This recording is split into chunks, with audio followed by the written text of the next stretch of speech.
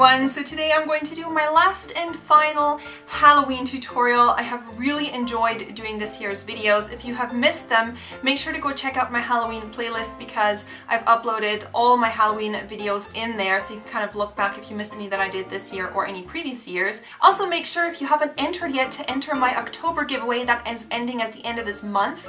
Wow, that was a lot of ends. Yeah, I'm giving away makeup, like a makeup palette, and I'm also giving away perfume through Facebook. So I will link the video below if you haven't entered yet, which has all the details on how you can do that. So make sure to go participate if you want to try your chance. For this last and final look, I wanted to do a Queen of Hearts look. This has actually been requested by a lot of people as well.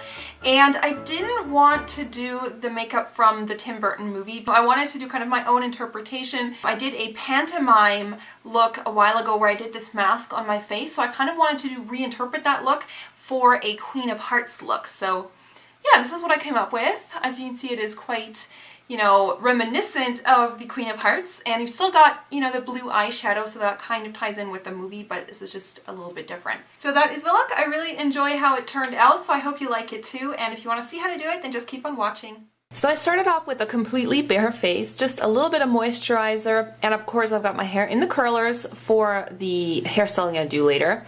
And now I'm going to trace out the shape of the heart. I'm going to use a white eyeliner pencil just to do this because if you make any mistakes, it's really easy to just remove the white eyeliner. As you can tell, I just use my finger just to wipe it away. And this is going to work as a guide so that you don't make any mistakes later when you're filling in all the colors. Obviously that's going to be a lot harder to fix mistakes if you have applied all these colors and foundations, so that's why I'm going to first trace the shape with this eyeliner pencil.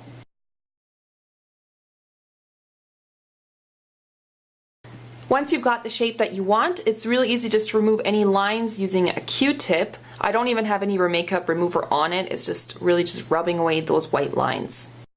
So next I'm going to apply some foundation with a flat foundation brush just to make it a little bit more precise. And as you can tell, this one is a little bit yellow on my skin, but this is just kind of balances out the redness that I have. Just make sure that you blend your foundation down your neck, and I'm just going to apply this foundation on the outer part of the heart, so leave the inner side blank. You just want to go all around, also at the top of the heart and just around the hairline. Next I'm going to use this foundation by L'Oreal. It's the Visible Lift, and this obviously is way darker than my natural skin tone. But what I'm going to do is I'm going to blend this with the other foundation that I applied, and again sticking to the outer part of the heart. And I'm just doing this to give the heart a little bit more dimension. It makes it look a little bit more 3D. It's not a must, but I do think it makes the heart shape look a little bit more interesting on your face. So next I'm going to use a very light foundation and mix it with a pure white foundation. This is actually an airbrush foundation by MAC in white. And I'm going to fill in that entire heart shape with this. Obviously you can tell this is much lighter than my own skin tone, and this is just to give the contrast with the darker foundations that I just applied. So basically just fill in the rest of your face with that light foundation. If you don't have a white foundation, you could even use a clown cream face paint. That would work just as well. Next I'm going to add an eyeshadow primer. This one's by Kryolan. I'm going to add that all around my eyes just to make the eyeshadow a bit more vibrant.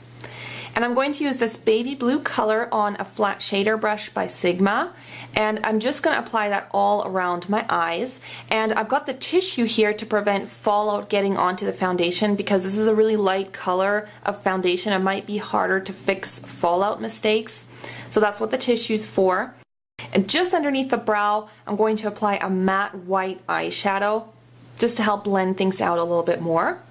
Next I used this dark blue matte eyeshadow on a fluffy shading brush, and I'm just going to define my crease a little bit with this.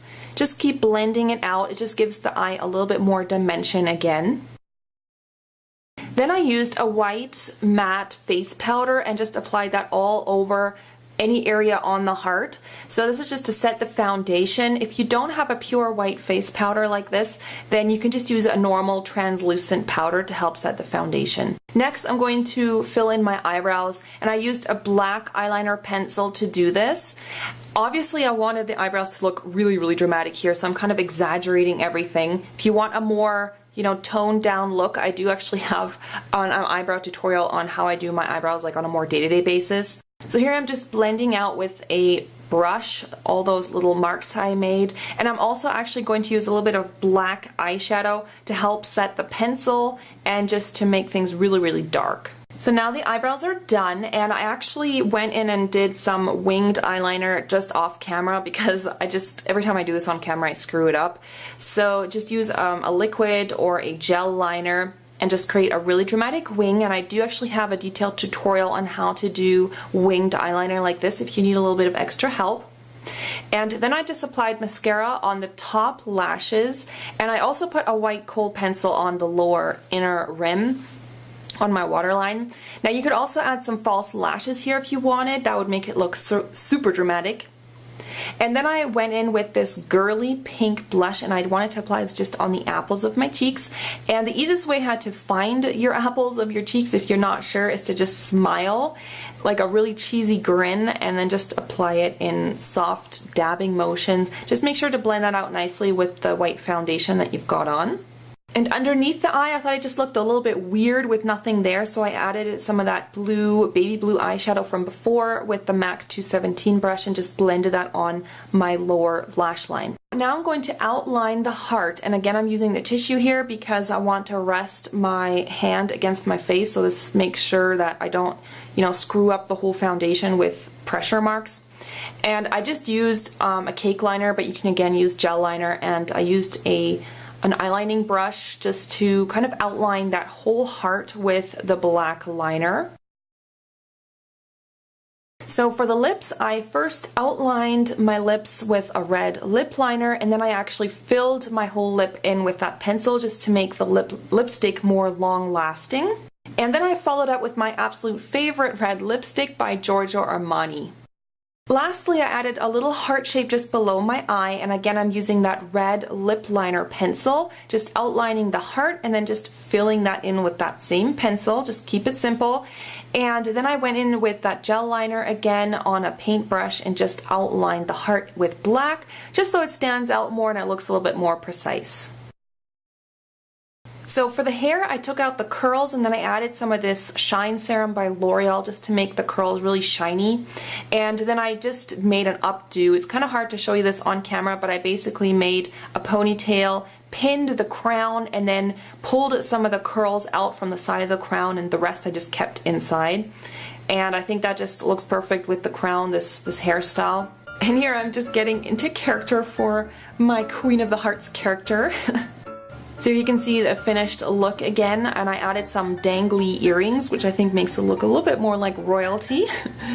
And here you can see the entire costume. This one is by Angel's Fancy Dress. If you want to buy this costume, I have a link for it below this video. I think it works so perfectly for Queen of Hearts look. I added some red patent leather pumps that I already owned and these funky tights by H&M. I think that just completes the whole look. I think this costume looks so perfect for this overall makeup look. So I really hope you guys enjoyed my video. If you did, I would really appreciate it if you gave me a thumbs up because that helps me out a lot.